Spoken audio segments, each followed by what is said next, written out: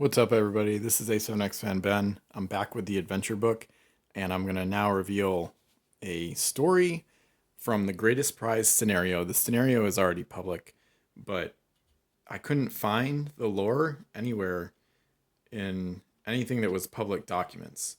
So I believe this story has only been seen by WizKids employees, Wolf, JRP, and maybe a few others like the owner of the other adventure book copy.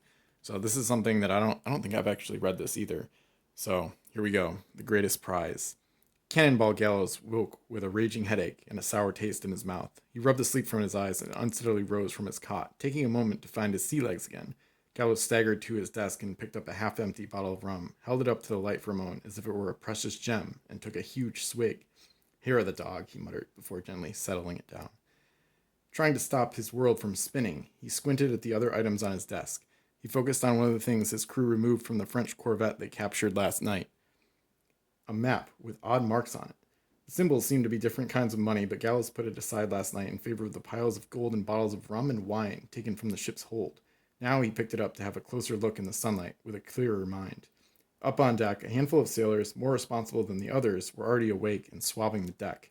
Others still lay, where they passed out during the previous night's celebrations, and the sounds of snoring came from below. Stepping out onto the deck, Gallows brushed off his shirt and tried to look as presentable as possible. "All right, lads, look lively," he said. Got her ready. Got to get her ready to sail. We've got some plunder that needs spending." A few of the men laying about the deck roused themselves, and more than a couple found their way to the handrail and made offerings of old rum to the mermaids. Gallows himself started to feel better, enlivened by the fresh air and the prospect of figuring out the strange map. Gallows called over his navigator, a wiry Barbary corsair whose name he couldn't remember. "What do you make of this?" he asked as he unrolled the map, pinning its corners down with weights. "Looks like a section of the Caymans," the corsair navigator responded. "These small islands are very close together. But what these mean monies?" "That's what I want to know," Gallows responded. "They look very specific. There were notations next to each coin. 48 degrees, 52 minutes, 0 seconds north. 2 degrees, 19 minutes, 59 seconds east. Where's that?" Gallows asked. The corsair closed his eyes and thought for a moment. "That's Paris, Captain. That don't make sense. These islands are clearly in the Caribbean." For a moment, Gallows cursed the decision to let the crew of the French corvette leave unmolested. Although divested of their weapons and cargo, a French officer would make a useful source of information about this little puzzle. He recalled securing the ship and threatening the French captain. The map seemed inconsequential to the other man. What did that mean? "Make a course for this first island," Gallows said. "Full sail. I want to know what's there. Call the lads and tell them they need not to come. No penalty for free men who want to be put ashore with their current share of the plunder." Less than a day out from the island with the French coin marking it, Gallows' lookout spotted the sail. Within minutes, the Spanish man-o-war was on them. Gallows examined her through his spyglass, counting her guns and sails. "Orders, Captain?"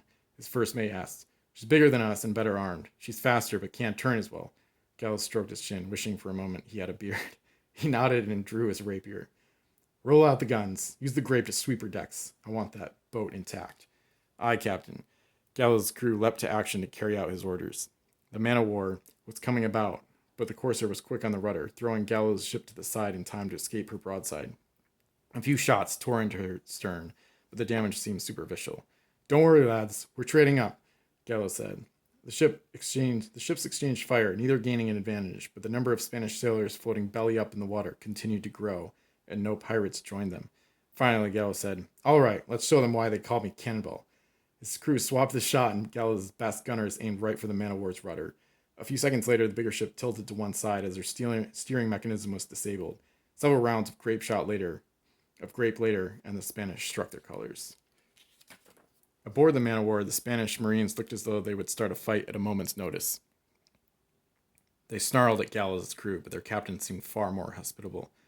"Captain Gallows," he said in a Captain Gallows, he said in a high-pitched voice. "I thought I recognized your flag. To what do we owe the pleasure?" "We're trading up, Capitan. I'm sure you won't mind. Your crew can keep their possession and your food. We just want your ship and our guns." The Spaniard raised the bushy eyebrow. "My dear sir, if you don't know." He was interrupted by one of Gallows' men emerging from below decks. "Look what we got here, sir," the sailor said. Three more were dragging a heavy wooden box up the ladder. The wood was still damp, but the enormous lock on it looked new, as if it bore an intricate fleur de lis. "What's this?" Gallows asked. The Spaniard said nothing. Bring me a saw. Get this lock off. Later, as the men were busy transferring cargo to the man of war, the sailor, noisily hacking at the lock, shouted, "Got it, Captain." The chest was packed tightly with gold bars. Each bore the seal of King Charles, in an identical fleur-de-lis to the one on the smashed lock. Gallows had to keep his jaw from dropping. He whipped the map out. England, Spain, Portugal, the Netherlands, Italy. So many seals, so many islands, so much treasure. Double time, lads. Double time. We're all going to be very rich men. So that goes along with the greatest prize scenario, which you can see here, and which has also been shared. I'll put links in the description below to the other adventure book info so you can see it in full. And I'll have these scanned as well, so you can check out the original pages of this book and everything, and make your own copies if you want. So, pretty cool story. I think maybe my favorite part is that they actually mention some of these other countries here that I wish they had ships from, like the Dutch, the Netherlands. So Portugal and Italy get mentioned too. So kind of just offhand, but pretty cool. Kind of makes me want to play him more too. I mean, Gallows is pretty good. He's got the 0 LR +5 Mysterious Islands version, and then the extra action version in Rise of the Fiends. But it kind of makes me want to look at some of his other flavor text too, just to kind of get the backstory on that. Because obviously he was going to be one of two central figures in this release had it come out publicly, along with Phantasma on the left, of course.